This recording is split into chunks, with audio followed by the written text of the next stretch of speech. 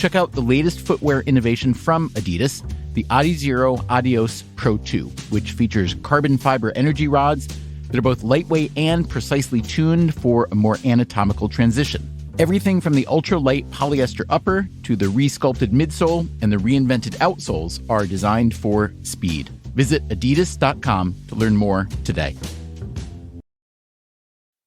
For the ones going above and beyond. For the ones reaching out, helping out, and lending a hand.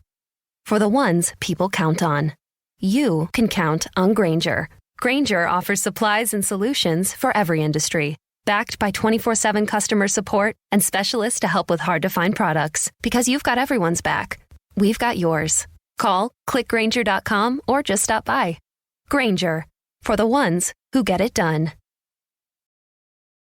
This podcast is a member of the Voices of Wrestling Podcasting Network. Visit voicesofwrestling.com to hear the rest of our great podcasts, as well as show reviews, columns, opinions, and updates across the world of wrestling.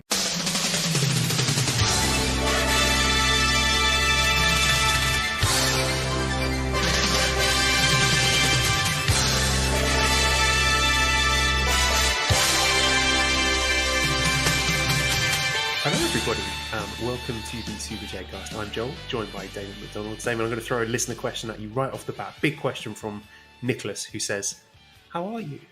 Aw, thanks, Nicholas. I appreciate that. You're very quiet today, by the way.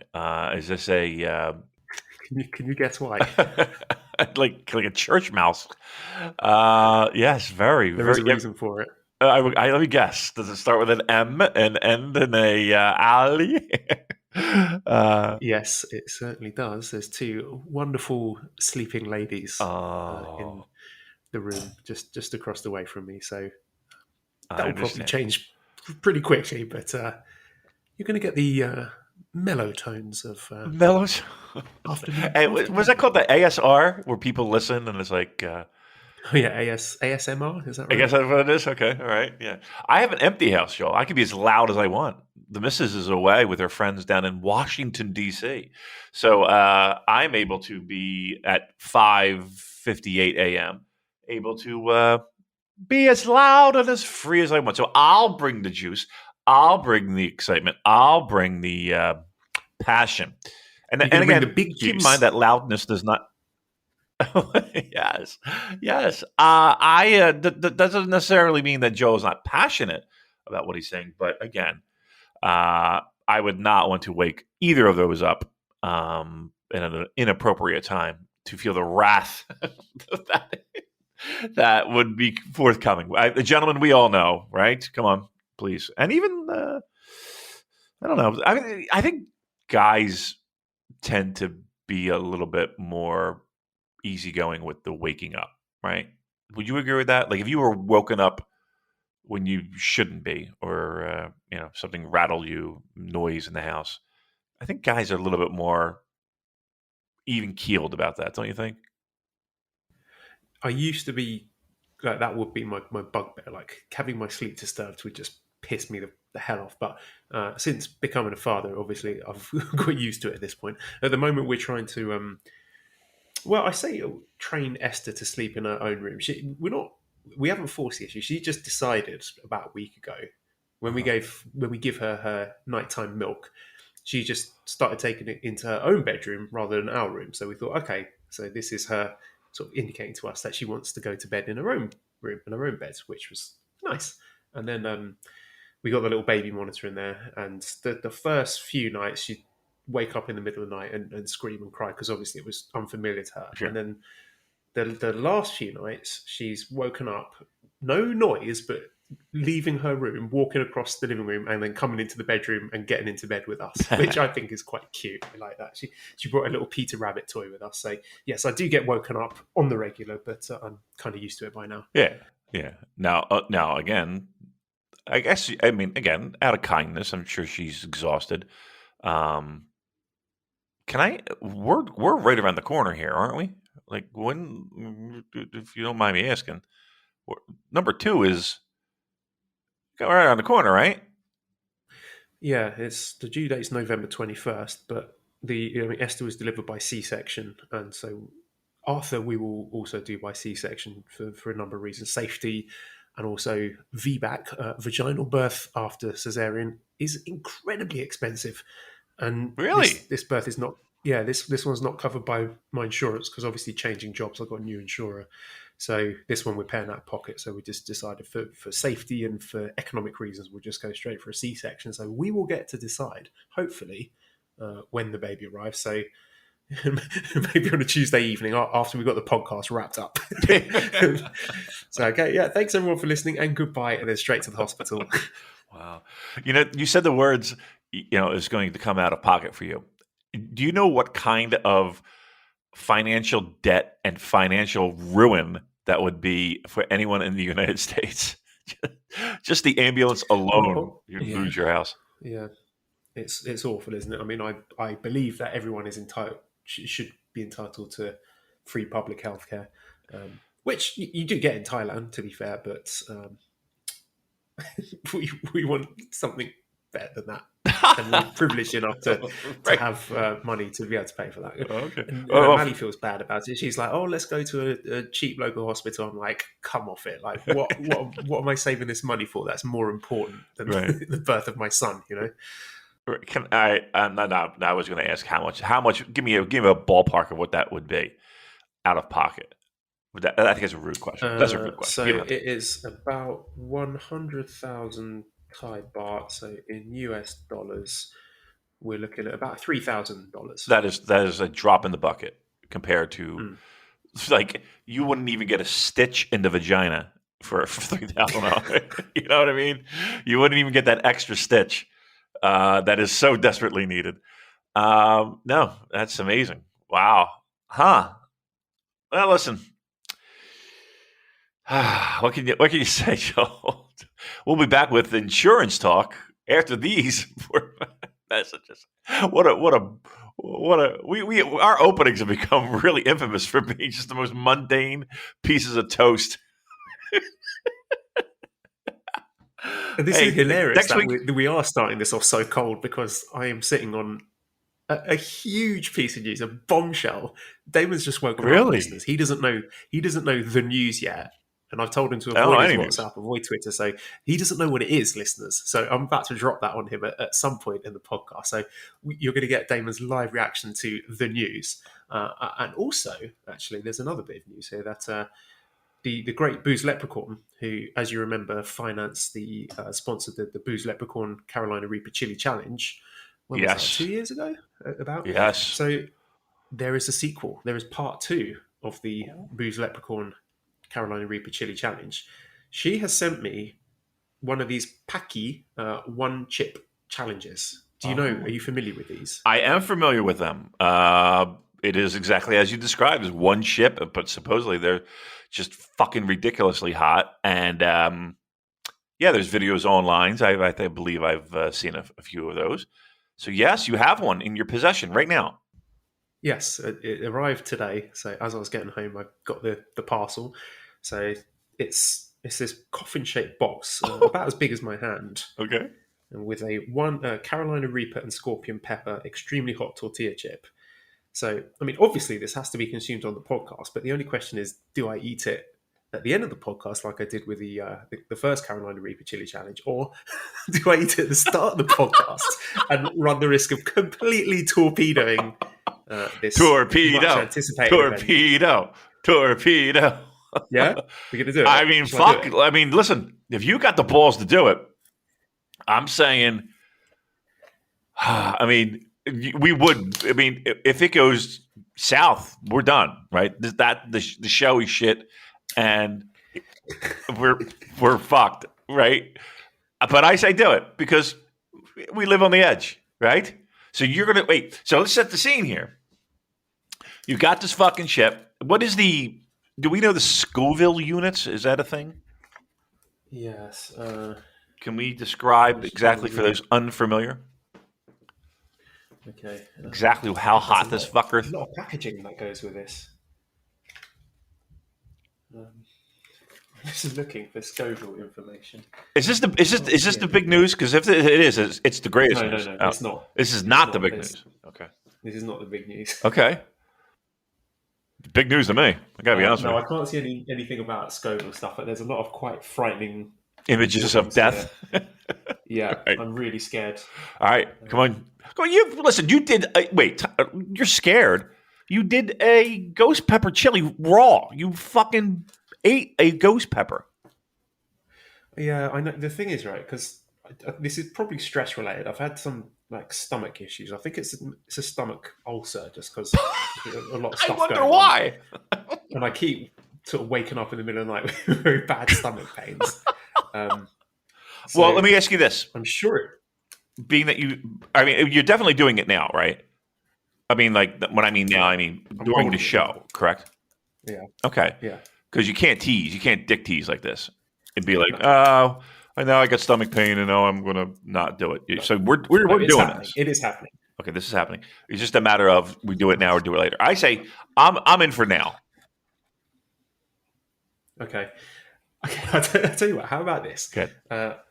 I will eat this, and then after I've eaten it, I'll tell you the big news. Okay, and then I can ramble on. We'll get the excitement of me trying to express the news, communicate the news to you while I'm dying. Perfect. And then you reacting to it. Now, do you have anything to prepare yourself for? Like, do you have any milk? Do you have any ice cream? Yeah, I've got a glass of milk. Okay. But I don't know if is that cheating? No, I don't. How long do you Listen, last before getting owned, before eating or drinking? I don't. I think all bets are off. You do what you need to do to survive, right? Yeah, I've even brought chopsticks, so I don't have to touch it. Oh, really? That bad? Yeah, because I mean, if I get this on my fingers and then rub my eye or my my groin, which is more likely.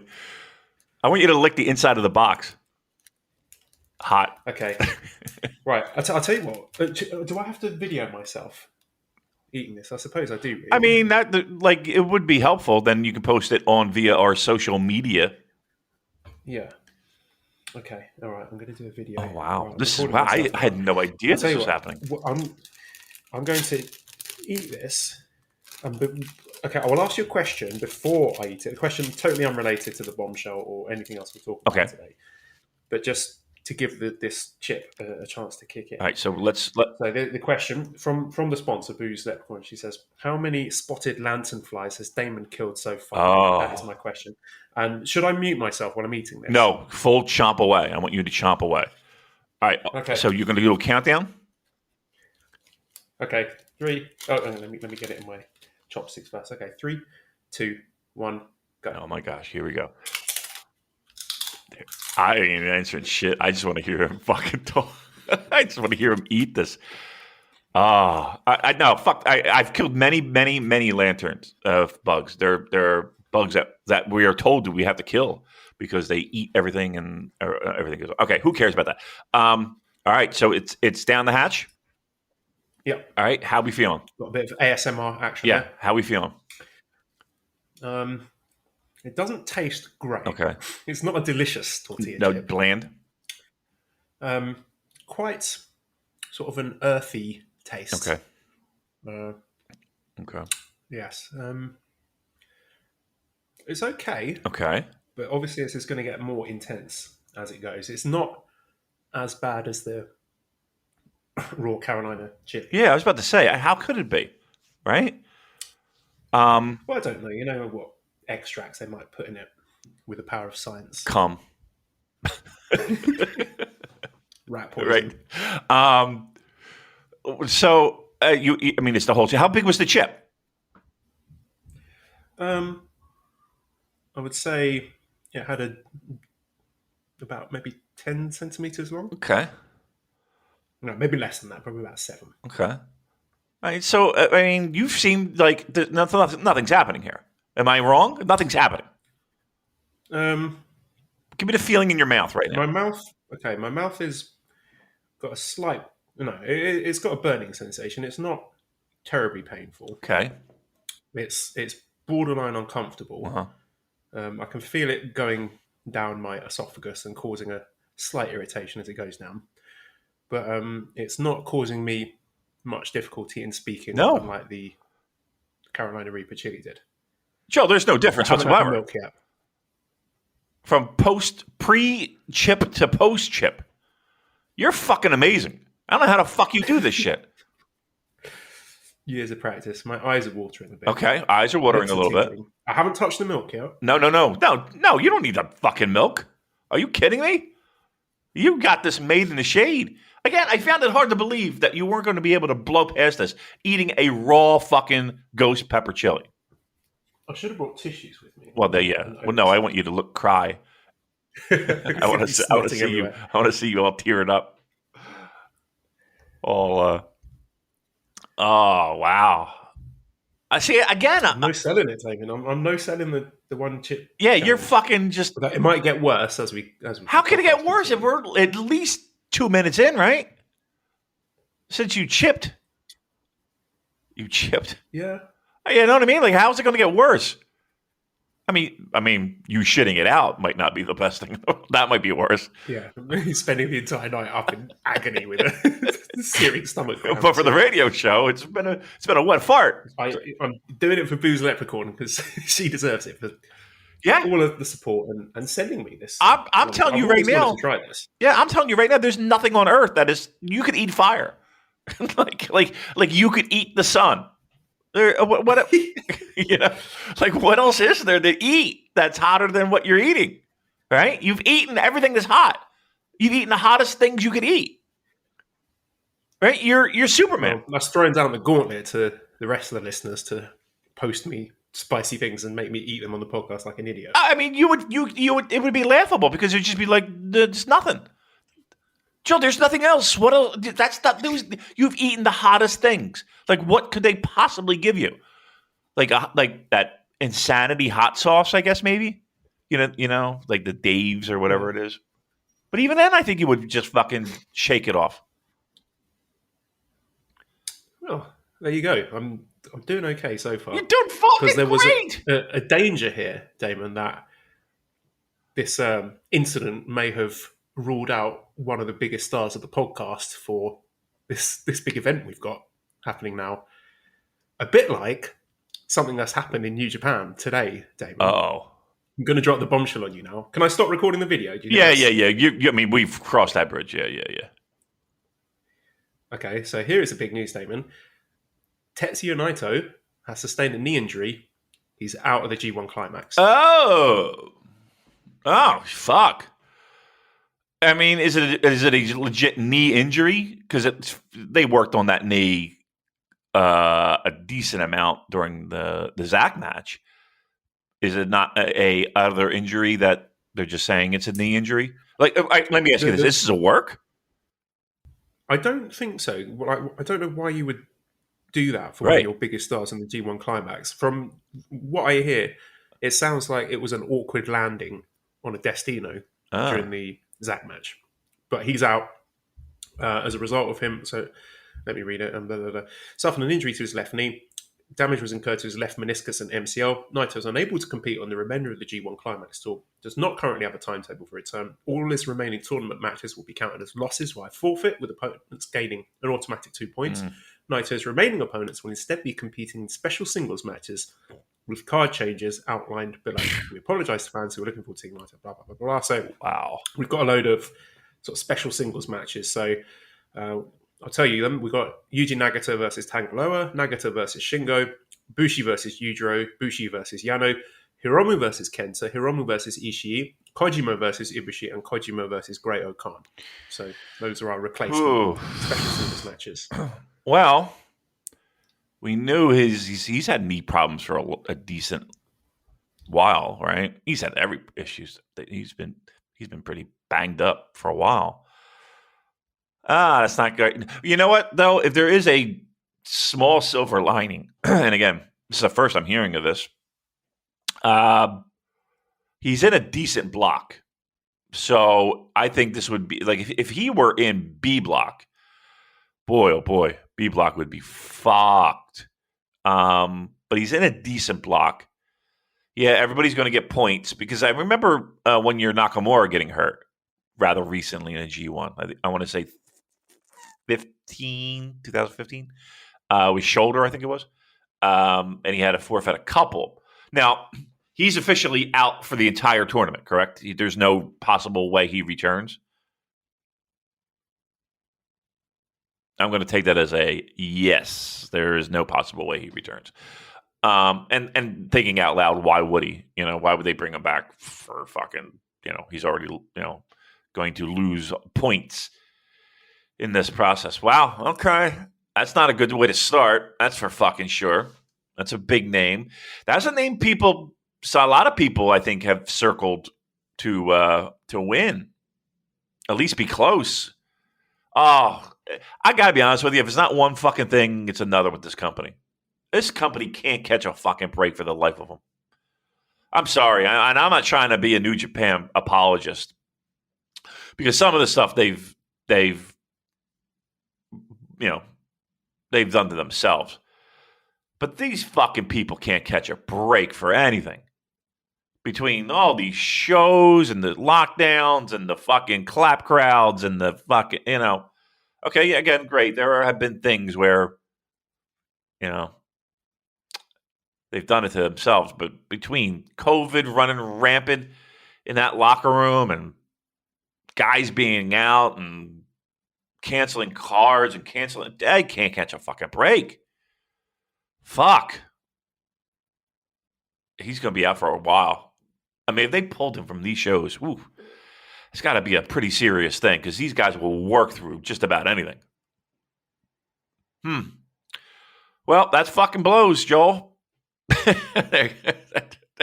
how do you think New Japan should make lemonade out of these lemons? My thought is, and it might seem obvious, but I would use this opportunity to strap the rocket to Zack. Yeah. Every promo, every time he gets on that mic, it should be, I'm the one who crippled Naito, single-handedly eliminated him from 2 G1 climaxes. I'm the man. Have him win the block. Go through, final against Okada. He wouldn't even need to beat Okada in the final, but I think you've got to capitalize on this. I do too. If they were smart, they kind of have a built-in, easy way to, put the rocket to somebody. Yeah, I mean, that's the only thing that can make sense out of this whole thing. I got to be honest with you. My first reaction is of course, that fucking sucks. But I actually feel sorry for the promotion. Again, they just can't catch a fucking break, Joel. It's unbelievable how snake bitten this fucking company has been in the past year. I mean, this year it feels like it's been worse than even 2020. I'll tell you, this all could have been avoided. They just didn't hire Dick Togo. And Jushin Liger didn't retire. I believe it's those polarizing opposite ends of the scale that have rocked the boat too much. All right. Well, again, everybody gets wins now, and now we get mundane. None of those matches sounded entirely sexy to you, did they? These. I'm looking forward to seeing Hiromu versus Ishii again. I thought they had a really good match in the New Japan Cup last year. Oh, I didn't hear Hiromu versus. Okay, I heard a lot of Nagata. Can you go over those matches again? Yeah. Right. Sorry about that. Listen. Fucking 6 a.m. here. Supposed to listen to every goddamn word you say? Come on, you can do it. Okay, so we have... Yes. Nagata against Tanga Loa. Okay, let's talk about that. Nagata versus Tanga Loa. Give me a scale 1 to 10, your excitement. I'm going to go 3. 4. Yeah. Okay. I mean, incidentally, I think that might have been Tanga Loa's first singles match in New Japan back in the 2017 I wouldn't New be surprised. Japan Cup. Yeah. And he was pretty bad in that. So it would be interesting at least to compare those matches. But yeah, a 4. Yeah. Okay. Then we got Nagata versus Shingo, which I'll give that a 7. I think that could be really fun. Oh, so okay. I'll give it a 5. Okay, go ahead. Bushi versus Yujiro, which a very generous 3. A generous 3 for my interest, but if as we get to these for opening nights, we are going to throw some flowers his way. So At least I am anyway. So, okay. All right. Not on paper, not thrilled. Go ahead. Bushi versus Yano. And All right, fuck that. Go 2 for Just that. fucking 2. 2. Jeez. No. Hiromu versus Kenta, which I'll give you 6 for. I'll give you a 7 for that. That should be really fun. Hiromu versus Ishii, which I'm at an 8. 17,000. Go ahead. Kojima versus Ibushi, 5. I'm going to go 4 for that. Okay. Hey. Kojima versus Great Okan, which I'll give 6 actually, because I enjoyed the feud that United Empire had with Tenkoji at the start of the year. So hopefully they can keep a bit of that juice. Why not Tenzan? So he can get his chop back that he hasn't used for. Why not do that? He can fight to get the chop back. I'm sure everybody would be interested in that feud continuing, right? Fuck me, huh? Go ahead. All right, I don't give a shit. Go ahead next. Yeah, that's it. That's it. That's it. All right. Well, Hiromu being dropped in there, parachuting in, making things a little bit interesting. That's for sure. The Kenta and Ishii. Okay, I'm down for both of those. Those are palate wetting matches. The rest, quite honestly, you can get right up the fucking street. Well, let's stick with that match then in the A block. So Zack defeated Naito in 27 minutes 5 seconds with "Yes, I'm a long way from home." And I was thinking, watching it, like, wow, Naito's selling at the knees, like, fantastic here. And now we realise he was legitimately hurt. So there's going to be an asterisk next to that one. But I mean, they've got great chemistry. I thought actually it was notable for Zack looking more muscular than he usually does. I did notice that as well. Putting on a little bit of thickness, if you will. I thought this match was pretty great. And your thought exactly with the selling of the knee, like him just yelling in pain. And again, Zack always amazes me with just the small, tiny little details that he does. And again, I know I always seem to gravitate toward Zack in these matches, but like and I know I've said it before, where he uses his own body weight to get out of moves, like when he's in a leg lock and then he'll hook his own leg over top of his leg to add additional weight to break a hold. I fucking love every time he does that. And then I don't even know what the move was that he had him in, but he had Naito wrapped up in this fucking pretzel. He's just so creative and find ways to inflict pain on human beings. It is amazing. Some of the shit that this guy comes up with, and here's the thing: all of it looks good.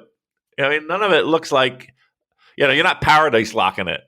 Everything looks like that looks like it could be very, very painful indeed.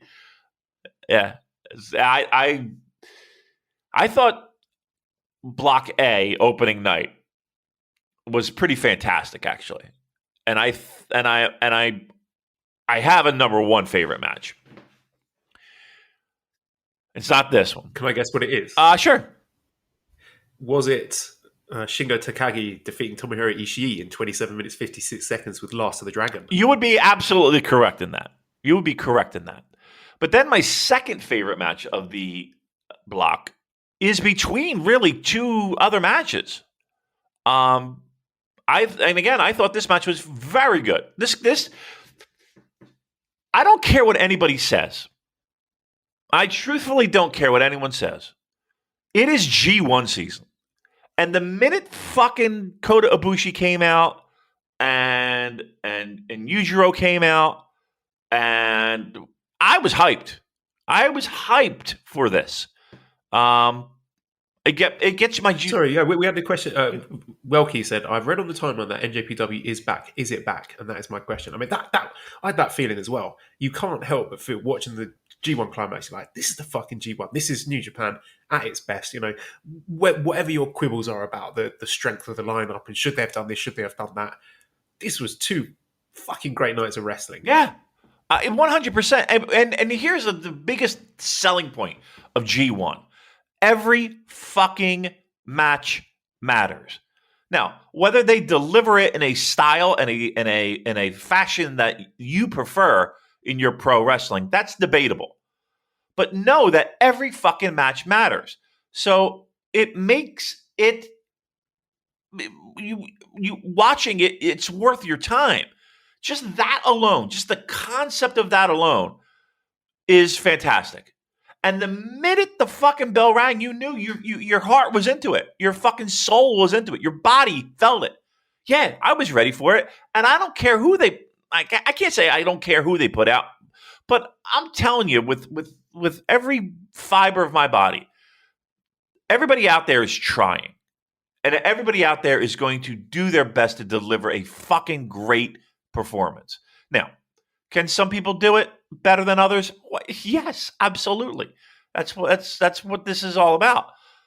But know that, even a Yano Kenta match, which quite honestly, I wasn't my cup of tea. At least I appreciated the fact that it did feel a little something. Yes, there was silliness. Yes, there were goofiness. Yes, there were, the idea of multiple rolls of tape being involved in a okay, great.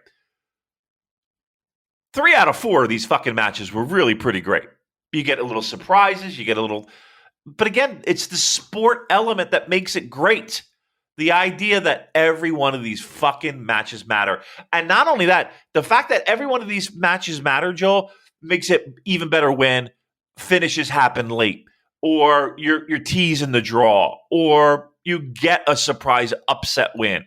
Like, that's what makes this great. And I was into it from the fucking jump. I also want to give a shout out to the Osaka crowd, who at times made me forget that this was a crap clap crowd, because the way they were vocally reacting and stuff really helped immerse me in it and made me think, New Japan's back. The other thing, how fucking great were Kevin and Chris on commentary? Yeah.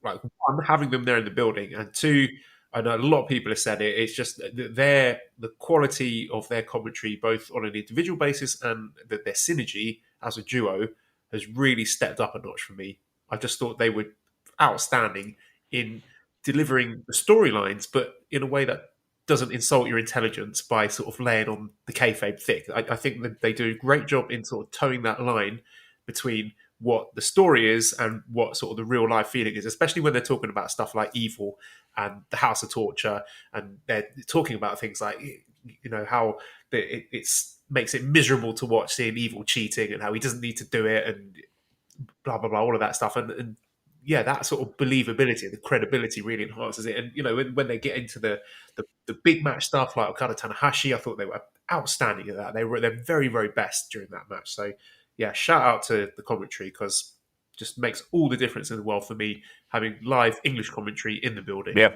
it really does. And it's you could tell they were excited, right, to kind of be back together, working ringside, looked like they had hazmat suits on at certain points, but you could tell that they were fired up and ready to go, and that helps tremendously in getting the people at home fired up. And they do make it. You know what it is? They are a professional version of us. And I mean that as a compliment. Trust me, but they are a professional version of us. In the sense of Kevin has said numerous times that he is a fan of the product. He's a fan of pro wrestling. And he happens to be a damn good fucking commentator too. And he's a sports fan. And I'm telling you flat out, that helps. Like the fact that he is passionate about baseball and passionate about college football and passionate about he can talk intelligently about sports. That helps a ton. And Chris, with his knowledge, and Chris with his historical encyclopedia like brain, and the fact that he's able to add some additional spice, being in and around New Japan Pro Wrestling, during the day. This is his job. He works for the fucking company. That helps too. I mean, it's just a nice synergy. And the fact that they were able to play off that excitement of working together again live, you could see it bled through. And that helps everybody, right? That helps everybody. It's a long grind. We talk about the wrestlers. Imagine being doing a fucking 3-hour show, back-to-back nights, take a night off, 3 nights on. That's draining. And that is draining. I can't imagine it. So, and now add to that, there's a little bit of issue with your health and your safety and the fact. Look, I know he was jonesing to get there, and he couldn't wait to get back. You're kissing your wife goodbye. I'm sure that was a long hug. I'm sure that was a long, maybe even a longer hug than normal. So I got to. Not only did they do a great job, but I really appreciate the fact that this guy, and again, he's professional. He's doing his job, but good for him because there's a lot of people that didn't make that fucking trip. Let's put it that way. All right. Well, as soon as you sold my segue earlier, let's talk about the main event of this first night, which was Shingo versus Ishii. Usually, I sort of got a bit tired of their matches, especially like last year. I thought they were overdone a bit and they became a bit formulaic, and there wasn't. I didn't find anything particularly interesting in them. I mean, I respected the work rate and the sort of the impact and the ferocity of it, but it's just two big dudes smashing into each other. But this match I loved. I thought they did some really interesting stuff. Just the way they sort of played around with the sort of the pacing and the impact of the lariat exchanges. So you get sequences where they were sort of running the ropes and dodging each other's lariat attempts, and then at the last second, one of them would turn around and just hit the lariat from about like 1 foot away, really, really sort of short distance to hit the impact, and just completely lay the other one out. They were just the way they sort of played around with that, rather than just sort of running into each other. I thought they did some really clever stuff to sort of subvert what you're expecting and then just deliver absolutely devastating. Again, I'll say again, impact. It was just the impact. You could sort of feel it. You could almost feel it in your bones, the way that they were laying into each other and knocking each other off their feet, landing on their heads from the lariats. It was really quite remarkable. Yeah. Those shots were the equivalent of a heavy bass drum. Those things were, right, you felt them in your core. Look, there's not a lot. I was going to say that there's not a lot of subtlety to an Ishii match, but there is. But there is. There is the selling. Yeah, the selling of Ishii. No one does it like him with that sort. The sort of mixed martial arts style, the stanky leg, the wobbly leg, where there's one kind of selling where you're on the floor going this body part hurts, but where Ishii does it in that particular way where you can see he's sort of trying to fire up and do the fighting spirit and no sell it, but he just can't quite do it because he's been hit too hard and he's just sort of the legs are wobbling and he can't quite stand up and he's got that kind of glassy look on his eyes. He's one of the best and he doesn't get enough credit for the selling. Yeah, but in the same breath, Joel, the matches, you could give it to anyone that's a fan of pro wrestling and they can understand the concept that this guy is trying to show that he is tougher. It's not even always about getting the win. It's about just getting the win and showing you that I am tougher than you. And then like the heart and the spirit are stronger than the body. Right. So it's like his body and his legs are giving up before his heart is. Correct. And that's always fun to watch. Yeah. Yeah. And then now we have that foundation and just the way that these two guys deliver consistently year after year after year. And yeah, I can understand that sometimes it feels a little one-trick pony. I don't know. I never tire of it. I never feel like, this again. I don't know why. Well, I do know why, because I'm marveled at the fact that a human being could take that much punishment. Like, again, we're not even talking about the suplexes or head drops or crazy maneuvers. I'm simply talking about a guy taking multiple shots to the throat. Very hard shots, mind you, to the throat, and constantly. Look, again, they know what they're doing, but that headbutt spot at the end that set up the finish. That set up Last of the Dragon. I mean, how great was that? And that was after the spots of, okay, suplex me, I'm getting my fucking ass up. Close on, I'm getting my suplex again. Like again, even at the end, it was, I'm going to fight through you. I'm not going to beat you. I'm going to fight through you. And I'm sorry. To me, that is my kind of fucking pro wrestling. I love it. I just love it. And here's the thing. Like, I don't hear as much people saying, like, universally, and you would know, again, more than I would, but what's the feedback on this match? Is there anybody shitting on this match?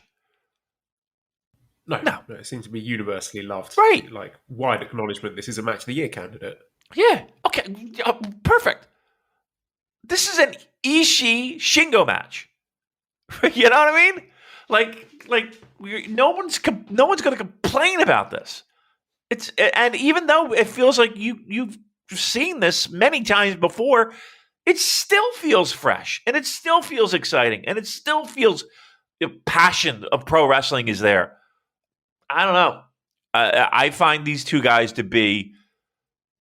Look, we've said it 1,000 times with Ishii. How does he do it? How does every single fucking year? Look, he's not going to be your world champ. He's not going to be the cornerstone of your promotion.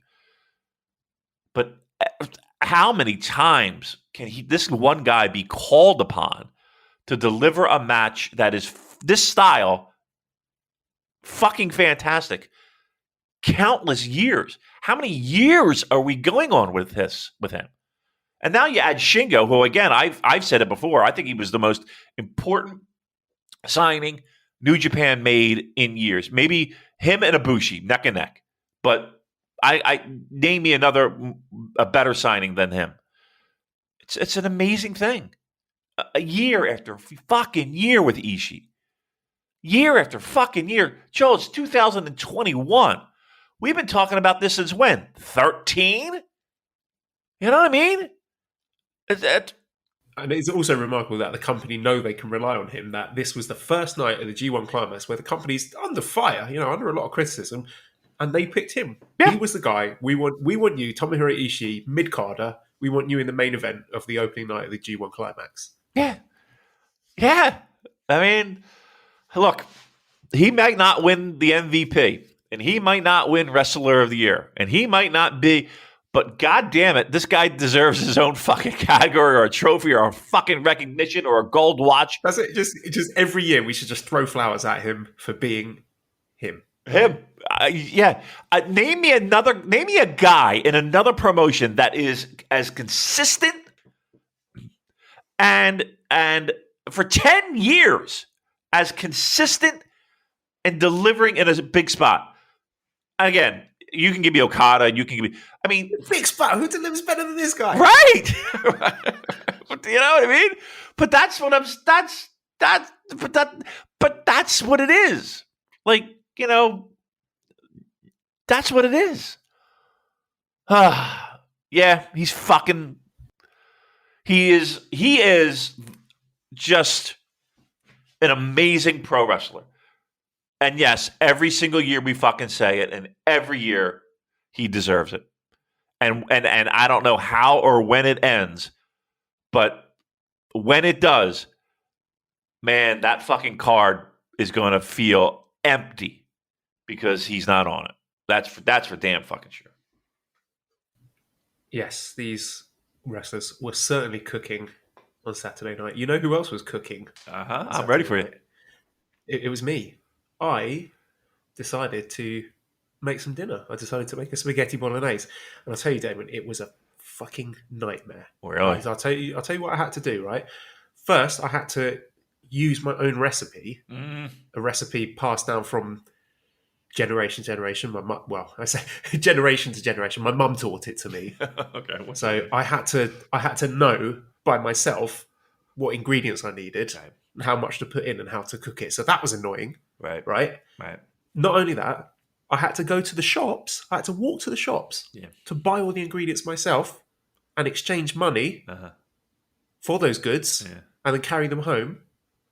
Yeah. And then, after I finished cooking, Damon, this is the worst part. What's that? I had some ingredients left over. Oh. I had like half an onion left over. Oh my I God. had like two cloves of garlic left over. There was half a tin of tomato paste, and I had to put it back in the fridge. Oh, I was fuming. the horror. This is a disaster. What am I going? This is just terrible. I don't know what I'm going to do with this stuff. This is such a waste. I know. The meal just turned to ashes in my mouth. And even worse than that, right? The portions are just out of control. When the three of us had finished eating, I had leftovers. Oh there my was God. too much. There was too much for us, and so I had to put this leftover spaghetti bolognese in the fridge and have it again for my lunch the next day. I had to take it to work and eat it on Monday. It's like war crimes. Absolute nightmare, Damon. I'm never doing it again.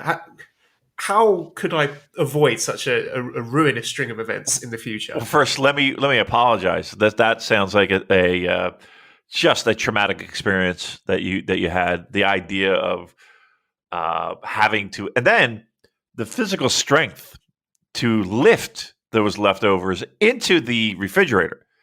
I mean, that's not everybody can do that, and I got to tip my cap to you for being just that kind of guy, being able to lift those leftovers and save them in your refrigerator. Oh, look, I got news for you, Joe, and there might be some logistics to this. I need you to move to the United States, apparently.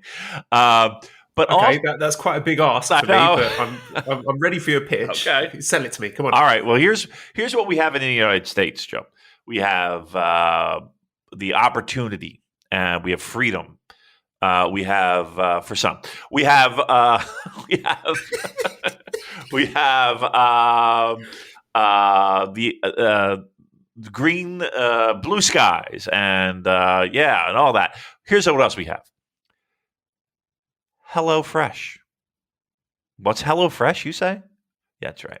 With HelloFresh, you get fresh, pre-measured ingredients. Mouth-watering seasonal recipes delivered right to your door. Yeah. That's my mouth-watering, listeners. A bit more ASMR for you. Skip trips to the grocery store. And count on Fuck the grocery store. The grocery store. You know what? Fuck them. Stupid grocery stores. Hey, listen, count on HelloFresh to make home cooking fun. Easy. Am I allowed to swear during these ad reads? You think that's okay? I hope so. I hope so too, because we are. We give a shit. And I got to emphasize and, because it's all in capital letters. Affordable. That's why it's America's, not Great Britain, not France, not Germany, not Brazil, not Argentina, not Peru, not Canada. Did I say Canada? Not Antarctica, not Australia. Not Taiwan, not China. Sure as hell not Thailand. Not Thailand. They ain't sending me shit. Yep. Nope. Not anywhere else. It's America's #1 meal kit. Now, here's what I want you to know. HelloFresh offers 50 menu and market items to choose from every week. 50, from vegetarian meals and calorie smart choices to extra special gourmet options, Joe. There's something for everyone to enjoy. everyone with recipes designed and tested by professional chefs and nutritional experts to ensure deliciousness and simplicity. Yeah. And again, you're going to get better value because HelloFresh is over 30% cheaper than shopping at that fucking grocery store. With pre-portioned ingredients that ensure you won't spend money on excess food, you, Joel, won't have to lift a finger with those nasty leftovers. And we don't want to shop. Why are you making us shop? We do not open these doors. Why are you opening these doors? We do not want to shop. You know that where that fucking leftovers goes right in the trash. Waste. Look, I got something for our listeners. I got something for you. I want you to go to HelloFresh.com/VOW14 and use code VOW14 for up to 14 free meals, including free shipping. That's where they get you every time, Joel. That fucking shipping. They get you every goddamn time. Guess what? Not here. Go to HelloFresh.com/VOW14 and use VOW14 for up to 14 free meals, including free shipping! Exclamation point. It's up to you. I say do it. I say don't be like Joel. I say don't go through the hardships and the struggles and the pain that this man has endured creating a meal. I tried to do it, Damon. I tried to get them to ship it out here. By the time the ingredients arrived, they'd gone bad. Well, listen, they come in a box with... I'm not... I don't want to spread lies about it. That's terrible. They will not ship to Thailand. Yeah, they just won't. That's all right. Listen. HelloFresh.com/VOW14. Use the code VOW14 for up to 14 free meals, including free shipping. Hey, look, give it a shot. I think it's something that might be worth your while and your time. And yeah, boop. HelloFresh/VOW14. VOW14 code, 14 free meals, free shipping. Do it now. Yay, HelloFresh. And you can enjoy such delicious meals as whole roasted Kenta, which incidentally was the finishing move used by Toru Yano to defeat Kenta in the fourth match of the A Block tournament show on Saturday after 11 minutes and 7 seconds. This match was pretty boring. I did not enjoy it. I understand they were doing callbacks to the previous matches with a suitcase full of tape, but I just the pacing was all off. It took too long to be entertaining. I did enjoy Kenta's new pre-match bit where he's given the announcer this long list of lies to read out. I'm sure that that's quite amusing for the live crowd. And I did quite enjoy the finish where you're expecting the count out. He rolled Yano under the ring. And when you're sort of watching these Yano G1 matches, you're sort of playing this game in your head where you're thinking, okay, but is that the stupidest spot? Is that the stupidest spot? Can it get stupider than this? So I thought that was it. I was expecting the count out. But then when he snuck in the ring and behind him and did the whole roasted Kenta, that did get a chuckle out of me. But yeah, I mean, it's a Yano G1 match. What do you want? I want to wrestling, honestly. No. Know what I felt like to me? Like, back in the day, Joel, when I was a younger man, the wrestling promotions would run what they called double shots. And double shots consisted of an afternoon show. So say Saturday afternoon, they would run Baltimore. And then they would hustle and get changed, or sometimes not. They would just hop in the car and shoot on up to Philadelphia, which is like a 2-hour drive. Right? That's what it felt like to me. This felt like the back end, the opening matches of the back end of the double shot, where there's kind of stalling to make sure people can get to the arena on time. Again, there was a lot of bullshit. A lot of this is Jimmy Valiant versus Manny Fernandez or anyone of Paul Jones's army. Stalling for time. I felt like neither of them wanted to really be there. It felt to me as if they were just going to. They had a block of time, and they really didn't want to use that block of time to take bumps or do anything crazy. They just wanted to do shticky shit. Look, there are people that like this stuff. There are people that like this stuff unironically. There are people that like it just because I think I'm funny, and if I like this, I can make. Those kind of people can get right up the street. To be very clear, but if you enjoy this because you enjoy it, then what can I tell you? It's not for me. Not my cup of tea. It's not something that I particularly enjoy, and it's not like it's something that I would have enjoyed back in the day. Again, would I enjoy a Jimmy Valiant, Baron von Raschke, hide the foreign object? That it's not for me. Sorry. So yeah, this was a hunk of poop floating in a punch bowl. Thank you.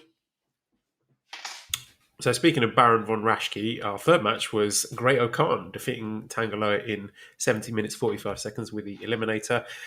This was a good match, but a little bit disappointing. I was expecting more, and maybe this was sort of a bad stylistic match because I really enjoyed Tangaloa in those exciting stretches of Gorillas of Destiny tag matches when he gets the hot tag, and it's that high energy, high intensity, the meat slapping bits where he's, smashing into big boys and going with his power moves.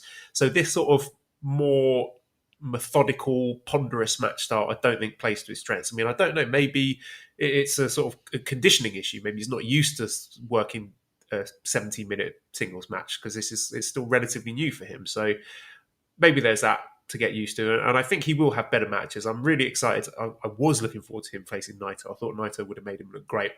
But I think we'll see a more exciting side of Tangaloa when he's facing the Shingos and the Ishis of the block rather than Great O'Khan. But I mean, that said, I didn't have any major problems with this match. It just felt a little bit slow to me.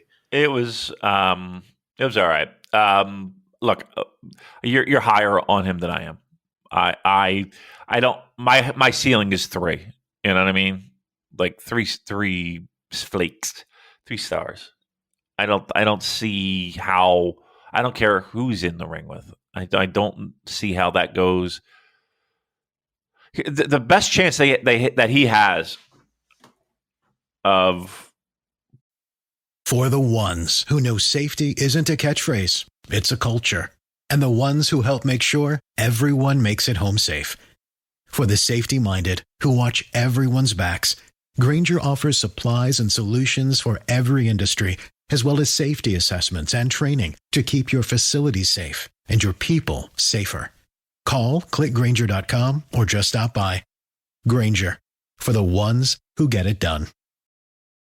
Check out the latest footwear innovation from Adidas, the Adizero Adios Pro 2, which features carbon fiber energy rods that are both lightweight and precisely tuned for a more anatomical transition.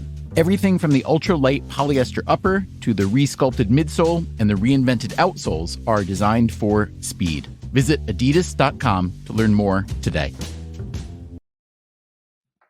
Even with the guys that you mentioned, those matches, do you really want to see a 20-minute Tangaloa match? No, see, this is the thing. I think if you give me Tangaloa versus Ishii 8 minutes, then on paper, that I think is a recipe for success. Right. It's got to be short. I can't imagine. Can you imagine a 20-minute match? I can't. I'm sorry. I just don't think that that's a good fit. I don't know. I'm ready to be pleasantly surprised, but I have no confidence in that happening. I really don't. Sorry, it's just not there. Now you're adding a factor with a guy who's relatively new, and I heard on commentary where they mentioned, O'Khan has had more singles matches in 2 months than Tangaloa has had in what, I don't know what the time frame was, but years. It felt like, I don't know. It was a recipe for disaster, and it wasn't a disaster. Don't get me wrong, but yeah, this was a match. This was a match. Just a couple of other things I want to mention. First of all, Tangalo's interviews. Like he does there was some pre G1 interviews where each wrestler had a little sort of selfie video giving their thoughts. And Tangalo also does Instagram videos where he gives his thoughts after the match. And, for a guy who in the ring is very sort of intense and powerful and violent and aggressive, for his interviews, he's very thoughtful, sort of gentle, softly spoken, introspective, almost sort of self-doubting and saying stuff like, I don't know whether or not I deserve to be in this tournament, but I'm going to try my best either way. So really interesting. I do actually find him as a person quite intriguing. I'm sure. The other thing is Great O'Khan, now that with Naito out, Great O'Khan has got a little stretch of main events when we go deep into this tournament. So he's going to be facing Ibushi and Shingo and Ishii in the main event of 3 consecutive A-block shows, which I think is going to be a big test for him. I'm really excited for that. Yeah. Yes. That stretch is where you're going to see what he's made of. And not for nothing, that stretch is going to be exactly where we're going to see what Tangaloa is made of, right? If anything, what G1 does is it will, I hate to say it, but it will expose you if you ain't got the shit. But if you've got the shit, this will help get people to notice you. That's for sure. So, yeah, those 3.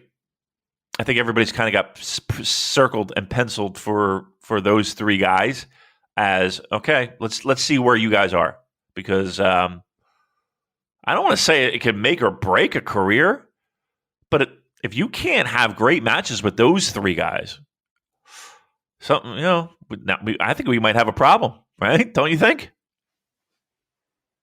Yeah, I think so. I think when you get main events against the top workers like that in the Grade 1 Climax, then expectations are high.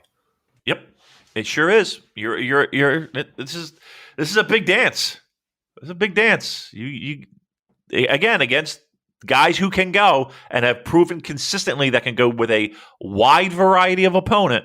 Okay, let's put it this way: if a match gets fucked, it ain't going to be their fault, right? Let's just put that out there. Speaking of getting fucked, the second match was Yujiro Takahashi defeating Kota Ibushi in 11 minutes 31 seconds with the big juice. Michael CC said, we've got so many questions here. Michael CC, how ready are you boys for Big Juice Huge winning the G1 and saving this company? Wow. Multiverse Aces, has Big Juice eclipsed Kobashi's Burning Hammer as the most devastating and memorable finisher in professional wrestling history? Rai says, who could possibly stop Huge now that he is armed with the Big Juice? That is my question.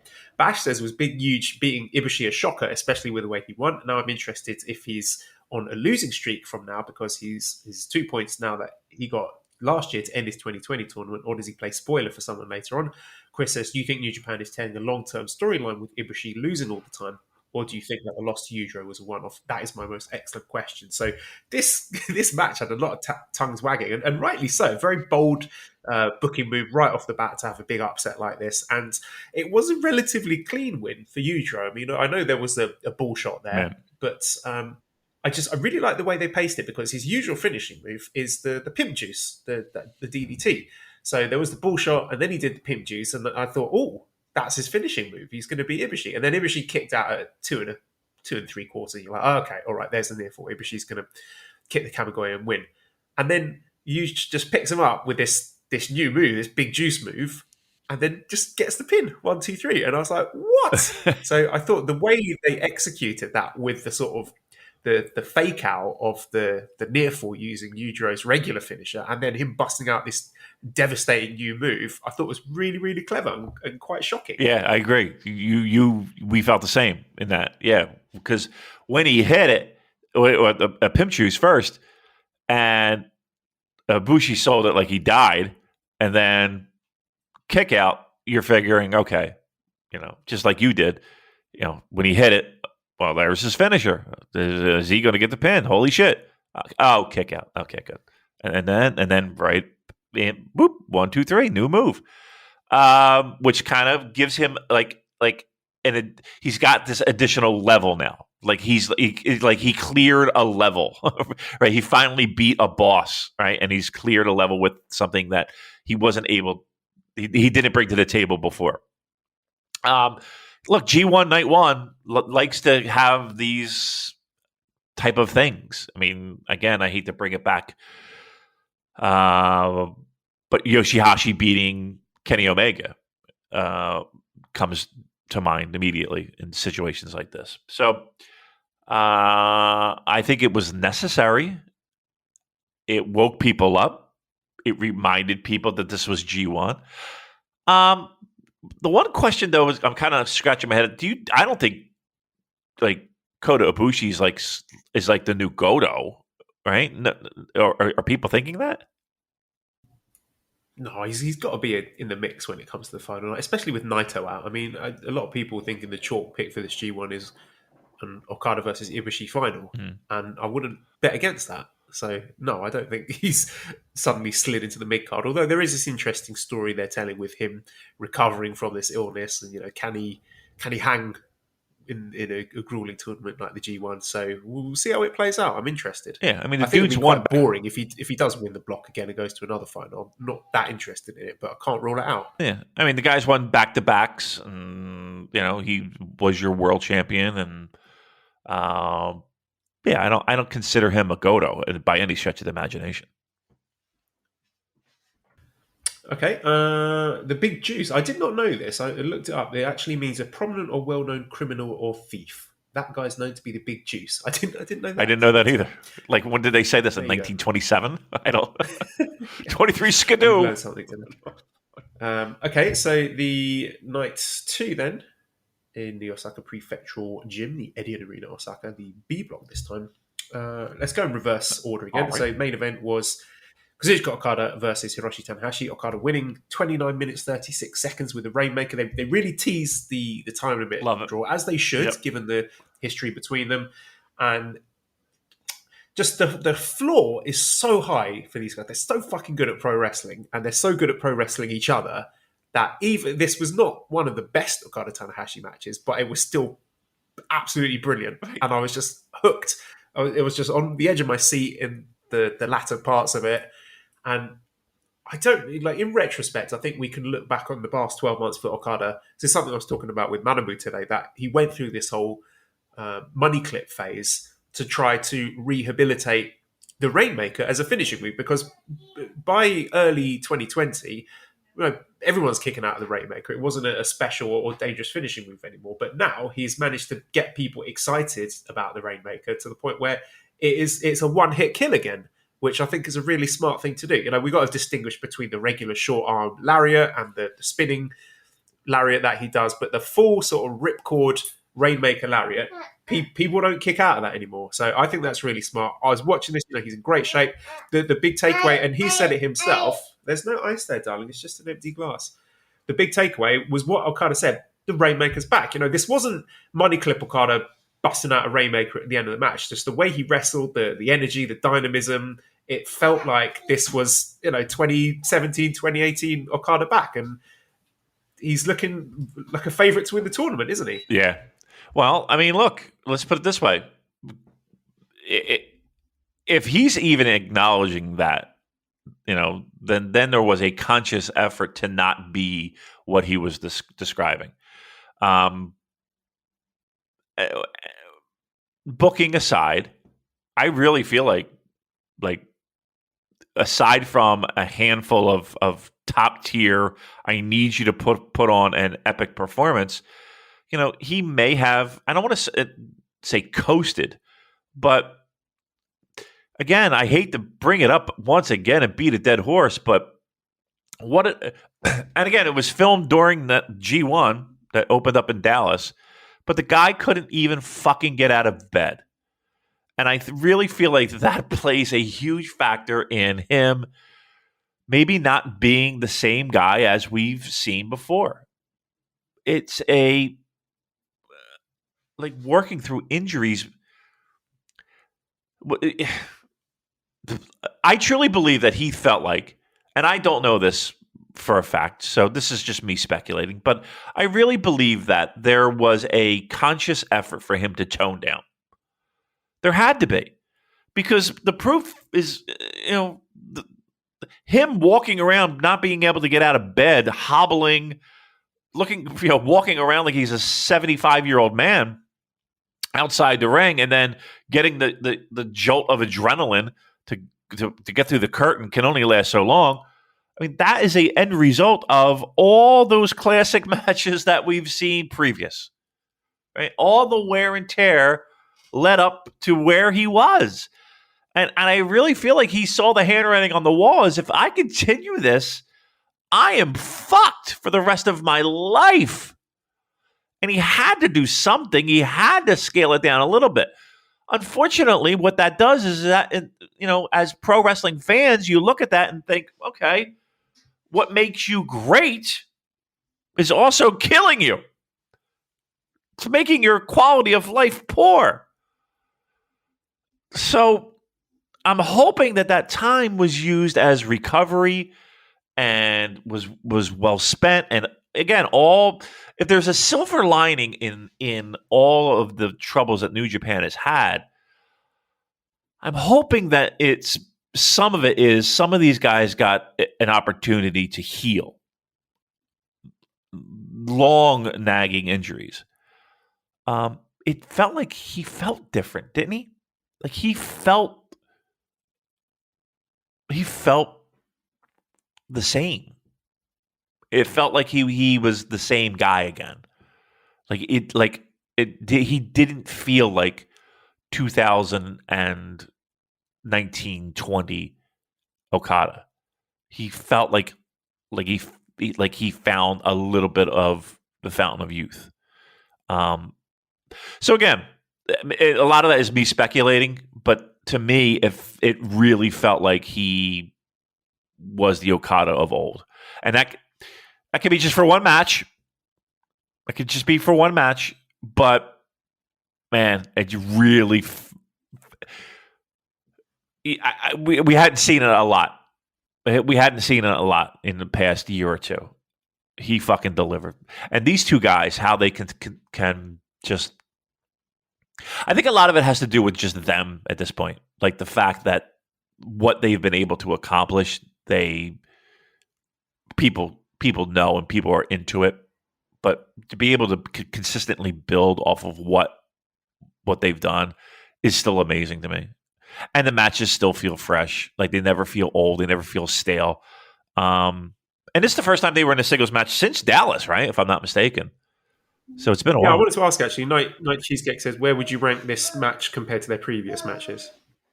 Well, it's not. I want to put him in dome territory. Like I consider those just head and shoulders of just about anything else. I thought this was better than their Dallas match. Did you? Yes, yeah. It was. It had a lot more drama to it. The Dallas match was like a pretty comprehensive Okada victory. They didn't even go close to the time limit. Right. But this one, it really tapped into the sort of emotions and the lore of their feud. Where would you put this in the G1 draw?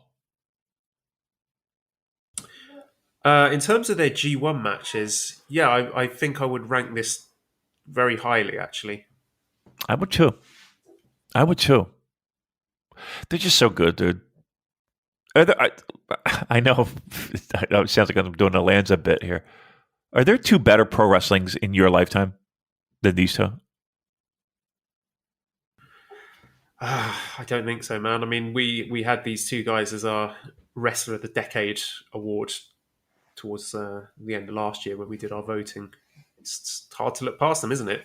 It's just an amazing. Aren't you enamored? What privilege right. to watch it. That's exactly what I'm saying. You know, we live in a time of, and again, people can go back and watch, you know, they can download these matches and watch online or whatever, and they're a part of history. But man, to say that you were in on 90% of this, you know, is really, Yeah, it's you feel very fortunate. And here's the thing too. How you're always thinking, how much more am I going to get of this? There's that's a part of it too. Even watching this, like how many more times am I going to get this in my life? I actually thought that. I was like, how many more of these do these guys have in them?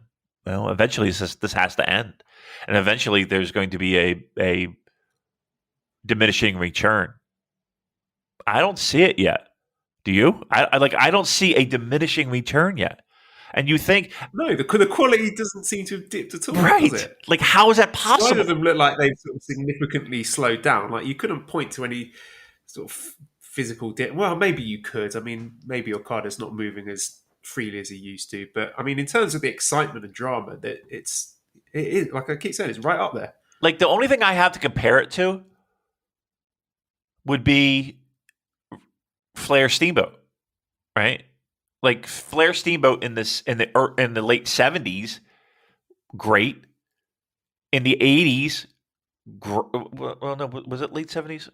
Maybe I should take that back, dial back. But early 80s, great. Late 80s, great. Like that was a decade. A good decade. And consistently good, and you always thought, well, how can and someone might even argue that the later stuff was even better than the early stuff. Like that's the only reference I have for a span of time. Like, can you name another span of time, like a decade, where the quality I don't think really has dropped at all? Like, I cannot. Again, a decade. I challenge the listeners. If you could fucking come up with one. Flair Steamboat's the best one I got. Flair Steamboat's the best one I got. That would be a comparable. There was also a really nice emotional post-match promo from Okada that definitely hit quite a few people in the field. So you could see how much it felt. And there's nothing in there. It's an empty glass. There's just a little trickle of milk, Esther. The semi-main event was Taichi defeating Hiroki Goto in 80 minutes 30 seconds with the Black Mephisto. This wasn't as great as their New Japan Cup match. There was a lot of stalling and shenanigans at the start, but what can I say? I love Taichi. When he kicks on into that extra gear, he's just a joy to watch, and he's just now one of the top guys in the block. One of my favourite guys, like work rate guys in the G1, which is funny to say when you look back at 2017 Taichi, but he always delivers now. And I thought this was a very good match. They sort of played off their rivalry, the feuds that they've had in the past. And yeah, this was a lot of fun. Yeah, I mean, look, there are matches that I'm a little worried about moving forward, and I don't put it on Taichi, to be honest with you. I mean, I can't say I'm looking forward to Taichi and Evil, and I can't say I'm looking forward to Taichi and Tamatanga, unless they pull something out of their hat. But yeah, I mean, I think the idea of people burying their head in the sand with Taichi, I mean, you're lost. I mean, you're lost. I mean, I can understand you not liking takes like that on Twitter saying like, "Oh, I wish why doesn't Tai Chi work like this all the time?" And that's just exposes people who say that for not watching regularly. No. I mean, the tag run with Zach, all the tournaments in the past 2 or 3 years at least. You've seen good stuff from him. Remember the cartwheel death match? That it was Goto Taichi, wasn't it? It was. Now let me ask you this: would you have lost? Because what was usually the ceiling? 4? 4. Yeah, this was a solid 4 for me. Yeah, I would say 4. I would have lost. I think I would have lost.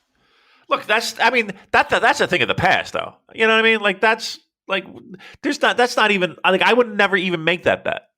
Now there's no way I would even be considering that bet. Now, if you want to talk to me about time, I'm going to throw one at you. You want to be a coward, or you want to stand up and have some balls here? Give me balls. Stand up with big hairy balls. All right, I like this. I like this. I like this. Balls on the line. Cartwheel deathmatch. 4 stars. Tai Chi. Tama Tonga. No, I'm not taking that. That's a tough one. Sorry. Right? Just on Tama Tonga, I have never seen any evidence from him that he can have a 4-star single. Well, that's what I'm saying. That's what gambling is. You need a. I want balls. Balls. Tai Chi versus Evil. I think that could be 4. You think Tai Chi Evil's going to be 4? Yes, I think so. Are you willing to cartwheel deathmatch it? Esther seems quite keen that I take that. Oh, okay. So if you lose, Esther says it's on. Okay, if you lose, we shave your head. I need to get my wife's permission for that. I don't think she. Balls, Joel. Balls. Just stick a pin in that for now. Look, I've already eaten a fucking death Carolina Reaper chili at the start of this. Yeah, you know what? Push your luck. I completely forgot. Can we get an update? How you feeling? Absolutely fine. There's no residual effects. Oh my god, dude, you are a fucking legend. Like you didn't need no sold that. Like fucking Sid Justice. That's what you did. No selling, motherfucker. Wow. Good for you. Good for you. You look, at least you're good at something. I'll tell you what I'm not good at is podcasting. So on to the 4th match, which was Sanada defeating Tama Tonga in 90 minutes, 4 seconds with an O'Connor bridge. I thought this one was all right, actually. Dr. Gary says, is Tama Tonga getting his pecs out a direct challenge to Jay White's authority as leader of Bullet Club? Is that the Bullet Club Civil War we actually want? And that is my question. I mean, he was in tremendous shape. He did look great here. And I'm more sort of optimistic about this Tama Tonga. Again, I don't think he's going to be having any notebook matches, but they're not going to be the sort of garbage, bullshit-filled matches that we got in 2018. He's got himself into shape. Well, maybe he was in shape already, but he's taken it seriously. He had his working boots on. I think he's got pretty good chemistry with Sanada, and this was a nice match. There was some sort of nice sequences back and forth. I like sort of Tama Tonga he's still a heel, but he's sort of like a roguish heel rather than I'm going to make this match miserable for everyone kind of heel. And I thought this one was pretty good. It was good. It wasn't bad. If this is the floor for this block, then we're okay. Yeah, if it's the floor, that's my okay. My question is this the ceiling for some of these guys? I mean, if this is the floor in terms of the quality of B block matches and combinations of wrestlers, then this is what I think. This is my take for the B block. I think it's going to be high floor, lower ceiling than the A block. Right. Who do you think has a better tournament, Tama Tonga or Tongaloa?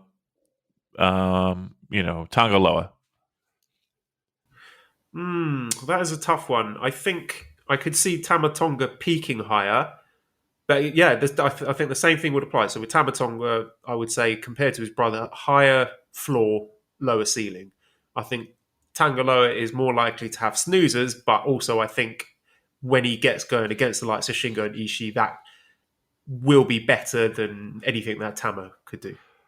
Tongaloa has Ishii, Zack, Shingo.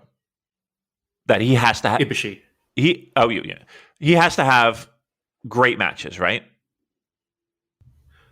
Yeah, I want to see notebook from that. Okay, so that has to happen. For Block B, Tama Tonga has Tanahashi, Okada. Who's the other guy? Jeff Cobb. Okay, so he's got to have a great match with Jeff Cobb. Even Taichi.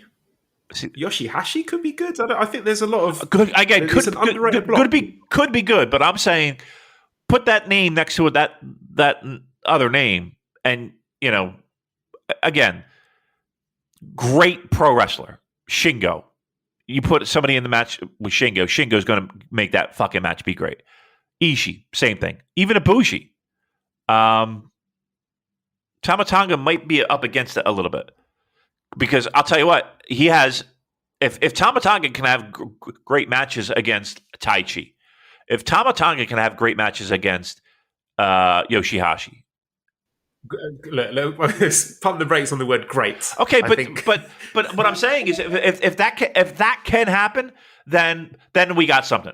I feel like because look, I mean, look, these are late replacement guys. In a normal year, with everything open in terms of travel arrangements, they would not be touching the G1 blocks, but they're here, so make the most of your opportunity. To me, yeah, make the most of your opportunity.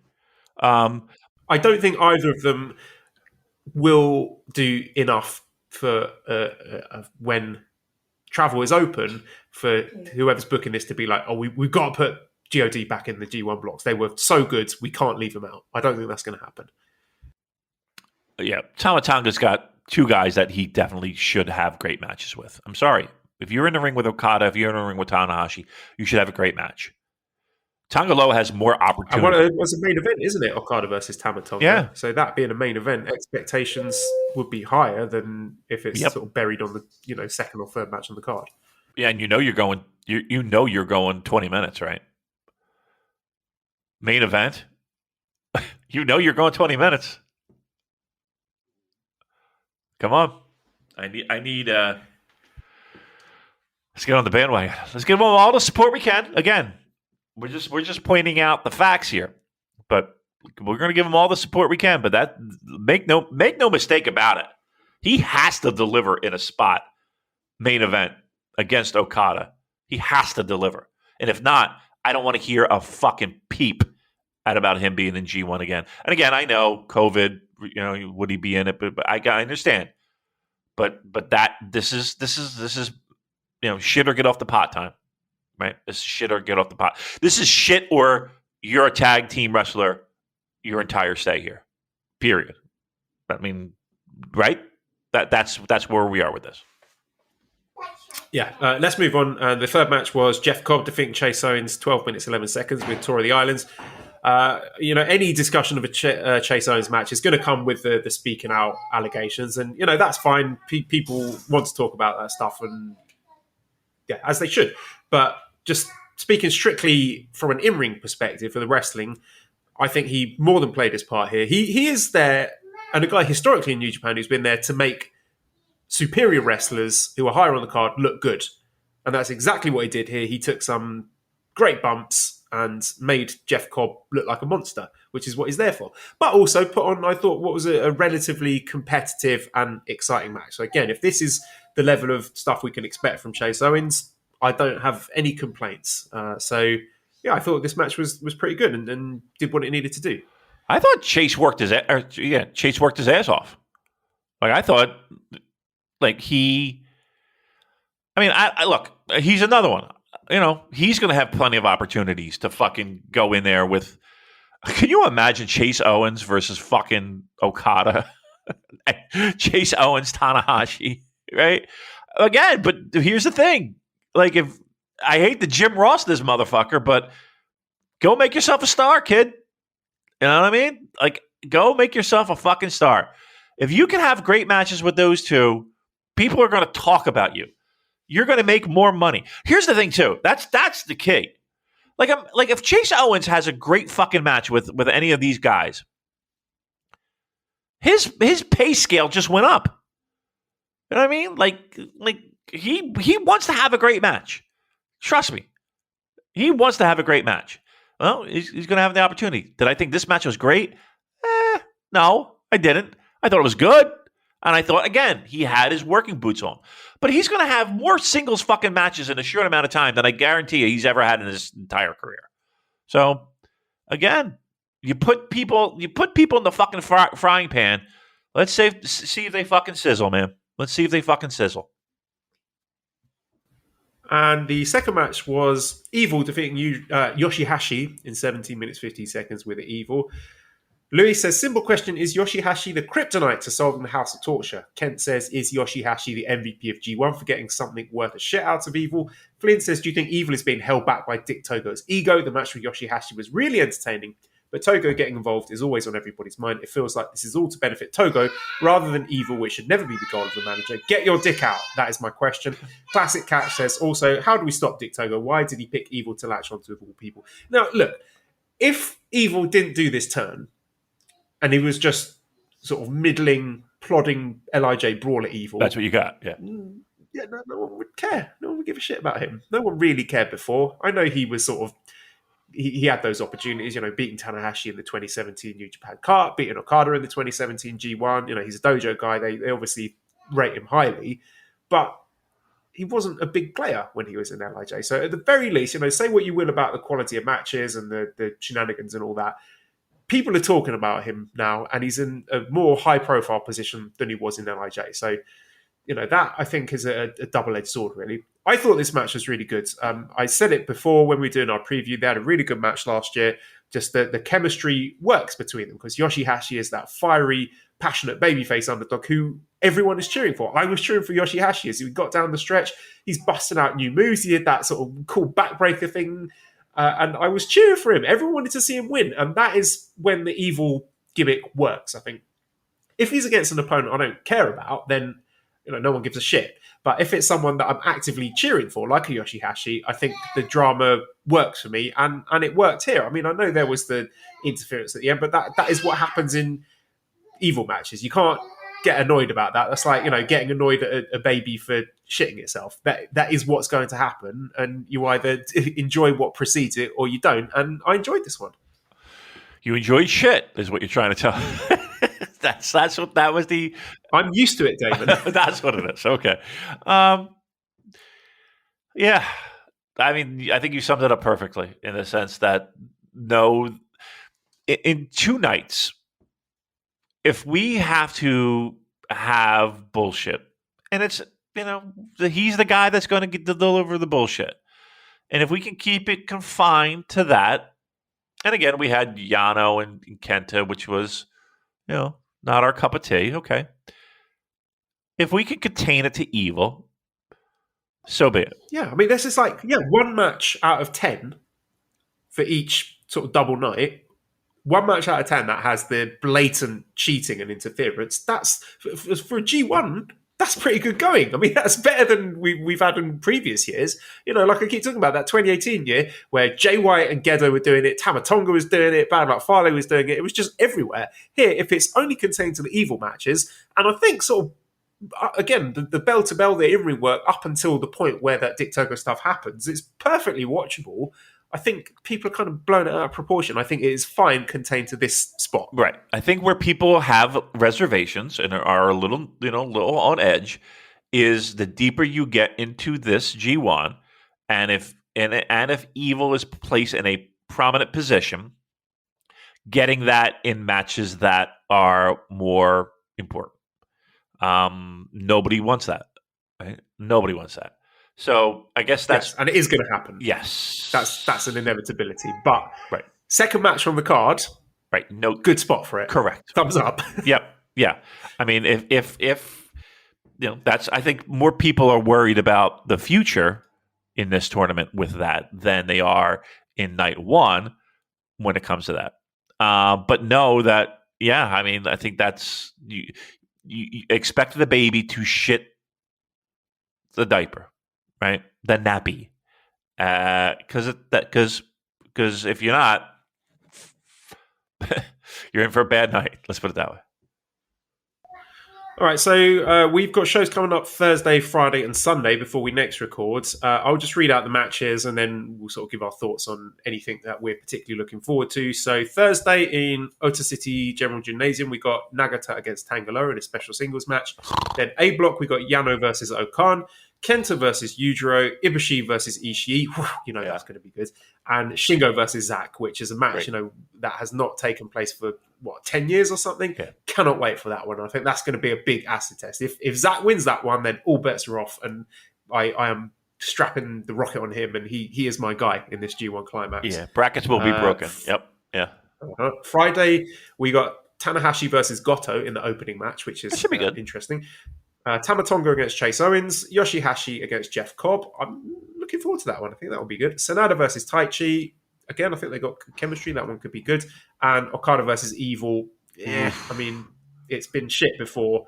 I don't have high expectations with this, but maybe this will be, again, the big test. Is this Rainmaker Okada? So if we get Rainmaker Okada here, this one could be decent. But this smells like an Evil win to me. Oh, this smells like an Evil win to me. Yeah. It really does. Okay, good. And a briefcase challenge down the line. Oh, boy. And Sunday in Kobe World Hall, our special match. Okay, we've got Master Wato against Kosei Fujita, Yuji Nagata against Shingo Takagi, and then into the A block matches: Okan against Yujiro, Yano against Tangaloa, Ishii versus Kenta, and Ibushi versus Zack. So the only one that really excites me is Ibushi versus Zack. Yeah, I mean, if Kenta has his working boots on, it could be good. But yeah, it looks like the main event is the draw there. Yeah. Jay Cafe says, would you guys prefer to see a fresh pair of finalists or guys who've been there before? Like I said, I want Zack in the final. I think in order to sort of preserve the credibility of the G1, the prestige of it, I think you need to have one top, A-lister in there. I don't think you could put a Zack, Zack versus Jeff Cobb for the sake of argument, because then you're sort of looking at that saying, which one of these guys is headlining the Tokyo Dome, Yeah. But they do that, though. I mean, they'll throw in some surprises. Like, I don't think anybody was expecting Carl Anderson to make it as far as he did. Yeah. Goto in 2016. Yeah. So maybe Jay White in 2019. Was that a stretch? I don't know. Sanada last year? Maybe. Depends on... Do it. Zack against Okada. That's what I want. Yeah, let's do that. I'd be thrilled with that. Oh yeah, but where does that put Cobb? I mean, is the Cobb thing out the window now? Cobb versus Naito. That was my match, man. All right. That was the final I wanted. Could we do Cobb Ibushi? Maybe Cobb Shingo. I don't know. I don't think Cobb is viable anymore. Cobb gets a win over Shingo. I mean, that sets up a title match, doesn't it? Yeah, they're in different blocks, though, aren't they? So, fuck me, you're right. Yeah, I don't know. I think that just the way that they've got Okada against Cobb on the final night, with Cobb going over at the MetLife Dome, I just think it's classic New Japan booking. Okada gets his win back and wins the block. Yeah, I think you're right. All right, fuck us. All right. Let's talk Fighting Spirit Unleashed 2021 in Long Beach. This was our first episode of Strong in front of fans. We had Tomohiro Ishii defeating Alex Coughlin 9 minutes 13 seconds with a vertical drop brainbuster. This was exactly what I wanted it to be. Again, I cannot say enough good things about Alex Coughlin, captain of the LA Dojo Boys. I can't wait for him to be able to travel to Japan. But actually, having said that, there's plenty of interesting stuff for him to do in the States. He is just sort of that absolute mold, blue chip prospects, ticks all the boxes what I want to see in a New Japan up and comer. Second match, we had Clark Connors, Carl Fredericks, Hiroshi Tanahashi defeating the Stray Dog Army, Barrett Brown, Mysterioso Bateman. So it's Carl Fredericks pinned Barrett Brown following the MD after 30 minutes 33 seconds. I am an unapologetic Stray Dog Army enjoyer. I think Barrett Brown should be in next year's Best of the Super Juniors. Wow. I think he's really impressive. I think I like the gimmick of him being this little, weasel-faced little shit who is hiding behind bigger and stronger men, but he can go in the ring. I think the work rate's really good. Again, if we're getting full travel and 2 blocks of 10 in Best of the Super Juniors next year, he would be someone who would be on my shortlist. And third match, special tables match, Hikuleo defeating Juice Robinson, 9 minutes 57 seconds, the Tongan driver into the table break. Yeah, this was pretty good. So there were some nasty bumps here when Juice tried to do was it a senton through the table and the table didn't break, and that looked really, really nasty. So yeah, this sort of ticked all the boxes that you want to see. They are going to have a rematch with I think it's a strap match. I'll get the schedule up, but strap match. Yeah. I mean, none of these matches were Match of the Year candidates, but it was just so nice to see it in front of fans who are making noise. I could see Chris Samsa in the front row, and it was just like a really nice moment for someone like me who has watched all these Strong episodes behind closed doors to finally get it in front of fans and get a hot show with exciting action. Very, very enjoyable. I'm just looking at some of the lineups they have coming up here. I know they had a lot of this was already taped, mind you, but Rosser versus Ren Narita right around the corner. Jay White versus Wheeler Yuta. Nagata, Uyurema. Oh my God, Kevin Knight. Look, here's what I like about Strong, and the fact that we're taping these live. Well, not live, but tape the broadcast live. A lot of these guys, this is the first time they've wrestled in front of crowds in fucking forever, right? Like, there's a huge difference between wrestling in a fucking warehouse and wrestling in front of fans. And to me, I don't know if you get a real true sense of if a pro wrestler has it or doesn't have it without wrestling in front of fans. Like, it's great that your arm drags are crisp and your bumps are solid, but if you can't wrestle in front of fans, what's the point? Lineups are looking good. Crowd reaction is great, but honestly, like, these next couple of weeks, it's going to be important to see who's got it and who doesn't, to me. We also have the tapings for the Autumn Attack this weekend. I really want to avoid spoilers, like particularly to find out who Ospreay's new recruit is for United Empire. That might be difficult. It might be impossible, but I will try nonetheless.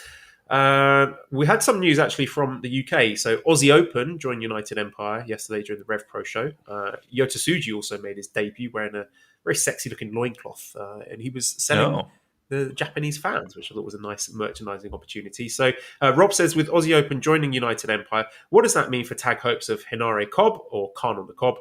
Or will this be a global faction with pockets on different continents? This is my question. Well, sorry, I'm having issues with my mic. You can hear me, right? You can hear me, I can right? hear you. Yes. Because I feel like my cord is fucked up, and I feel like I'm going in and out. Sorry, we might have to have it. That's okay. I mean, we can knock it on the head there. We've been doing 1 hour and 39 minutes here. If you are concerned about your mic, I just don't want to be popping in and out because I feel like I'm popping in and out. All right. What was the question? I'm sorry. You sound fine. Do I? The question was about Aussie Open joining United Empire. What does that mean for the tag hopes of Hinare and Cobb or Khan on the Cobb? Or do you think this is going to be a global faction with pockets on different continents? Pockets on different continents, right? I think, again, nobody's willing to he's not coming in. Why would they? We can't get Will in the little fucking country. Are we going to, yeah, I think it's continent. This is the thing, right? My thing I'm thinking, was it they couldn't get them in the country, or was it they didn't want to go to the country? Because if rumours are to be believed that these guys like Jay and Will and Juice and Finley were on pay cuts, and Suzuki as well, it must be a lot more lucrative for them to be working in the States where they can not only do the New Japan tapings, but also work other independent promotions than it would be to be stuck in Japan where you only work New Japan. So I think the financial aspect of it is something that no one's really talked about. Like Suzuki, you see how many fucking shows this guy's doing. He must be absolutely raking it in. And this is a guy who, with respect, he's probably winding down in terms of his career. This could be his last great hurrah. So he's trying to milk it for all it's worth, working all these indie dates. So not a surprise. Like his fee must have been too much for New Japan. So they were probably like, you know what, you go make your money in the States. And I wonder if the same applies for the other guys. They thought, look, one, there's the safety aspect of it. Two, the quarantine. Three, we were on pay cuts. Let us work in the States where we can make some more money. And we'll see you on January 4th. Right. I mean, truth be told, I wouldn't be surprised for a lot of those guys. That was the main consideration. Yeah, I mean, we're talking about, again, if we're using Suzuki as the bar, he's getting paid an appearance fee. He's getting paid, travel, I'm sure. I'm sure New Japan. All the merch he's selling, each of those places he goes to, all the meet and greets, the photos. Yep. I mean, if there are, I'm sure there. Look, if he's going to an indie pro wrestling promotion, and I put indie in air quotes, right? Because some of these promotions, to call them indies, it really kind of blurs a line. He's he's making some bucks. He's making some money. And I think all those guys kind of feel the same way in the sense that, yeah, they're not limited to just these shows, and I don't think they would make the same amount of money. I really don't. So, yep, I think financial is. Look, everyone kind of knew that eventually, at least in the States anyway, there was going to be opportunity for live shows with human beings in the building. And in some locations with no limitations. Some people might be comfortable enough with the health conditions to say, okay, well, I'm ready for that. We need the payday. So, yeah, I think that's what you brought up is probably either 1 or 1A consideration. Couple of Strong questions here. Kevin says, who from Strong will you miss most now that the shows are on the road? Jordan Clearwater and Adrian Quest, the two guys I wish I had a more concrete spot. Yeah, definitely Adrian Quest, very talented guy. I would like to see more of him.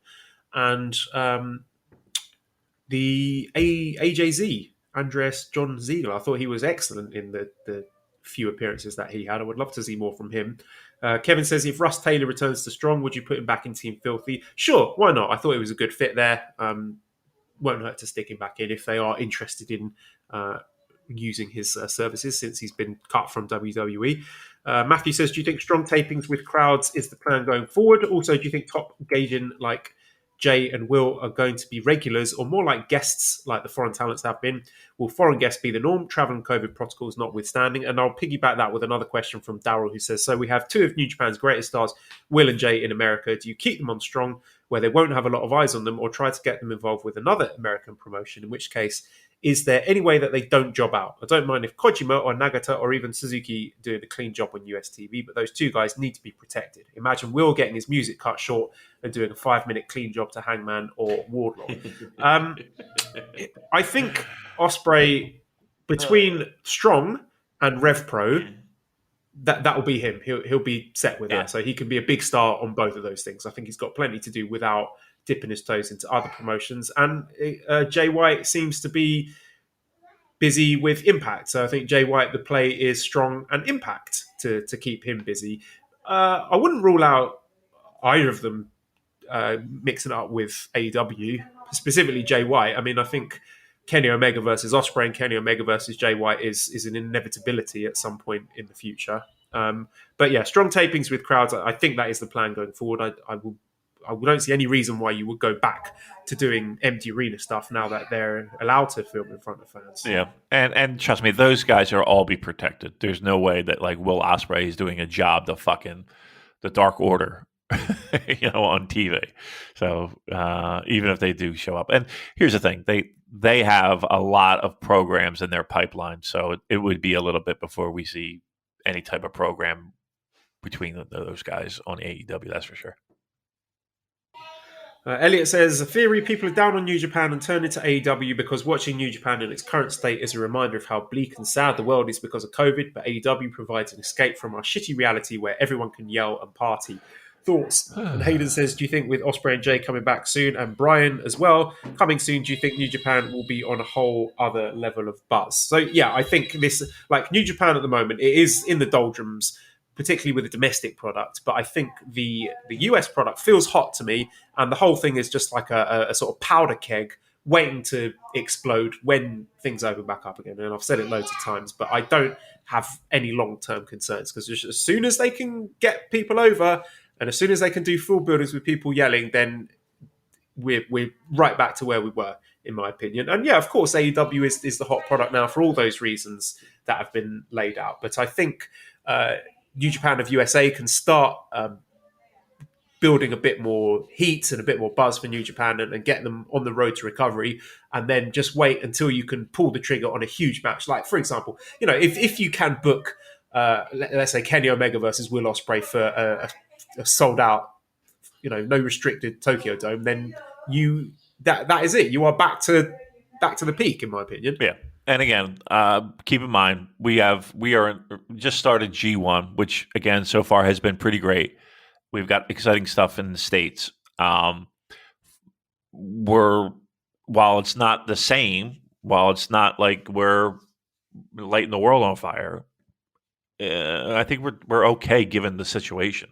And Joel's right in the sense that I don't even think we're spinning our wheels.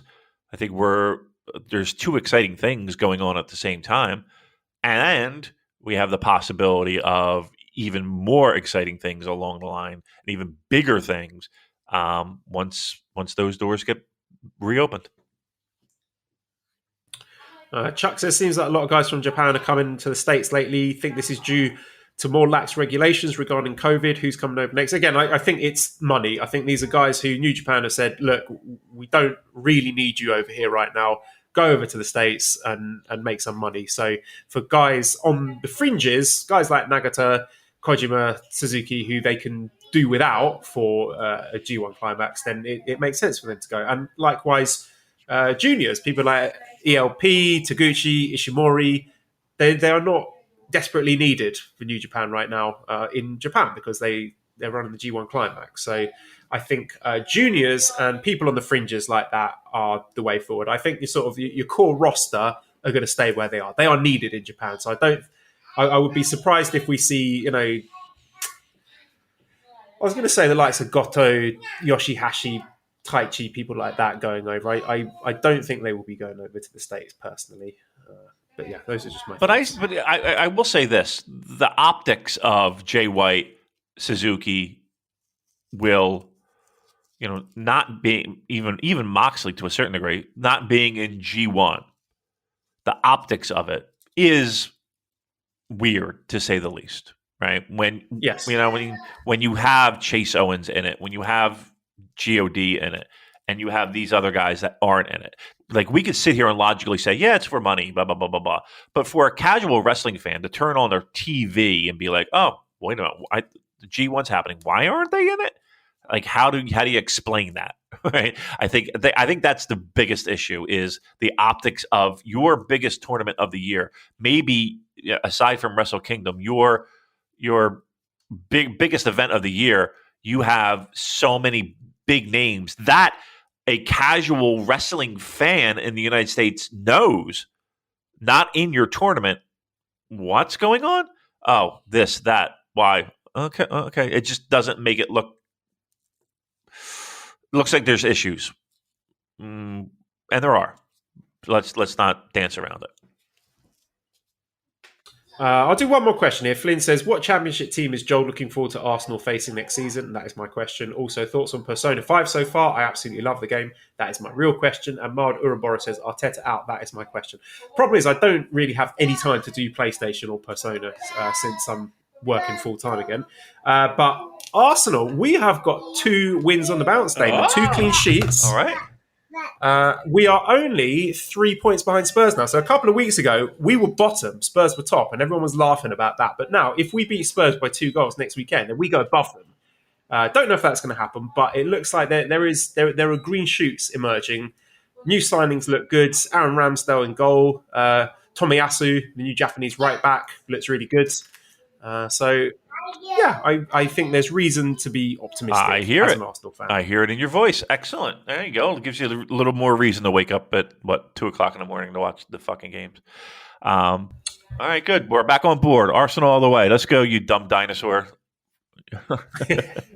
All right, that'll do. So, thank you, Booze Leprechaun, for sponsoring the second Carolina Reaper Chili Challenge. Very enjoyable, even though I win again. Yeah. redcircle.com/super-j-cast. Thank you, everyone who's donated. Again, that money gets split 3 ways between me and Damon and editor Dan for all his hard work that he does for us. So we do really appreciate it. There's some not negligible amounts of money coming in, and we are grateful for it. It does put smiles on our faces. Discord link is in the show notes. That's always a fun time of year to be joining in with the live event spoiler zone chats during G1 shows. So if you are looking for, and again, I think that it's had its ups and downs, the Discord, but it seems to have settled a bit. I think there's good stuff there at the moment. at Cobra Kawaii and ProWrestlingTees.com/SuperJcast for our t-shirts. Thank you, as we said, to Editor Dan. Find him on Twitter at LousyHero219. And big news on the way from Escape the Box. Yeah. We have heard some previews of the tracks. I think they're fucking great. Unbelievable. I'm not the sort of person who would put over stuff if I didn't think it was good. This is, it's my kind of music. I think it's great.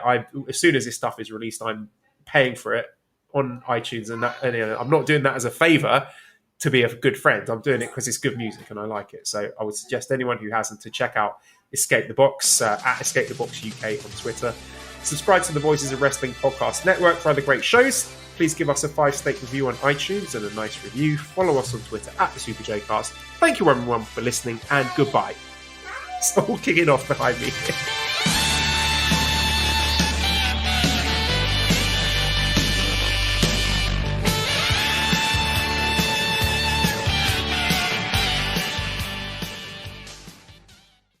Check out the latest footwear innovation from Adidas, the Adizero Adios Pro 2, which features carbon fiber energy rods that are both lightweight and precisely tuned for a more anatomical transition. Everything from the ultra-light polyester upper to the re-sculpted midsole and the reinvented outsoles are designed for speed. Visit adidas.com to learn more today.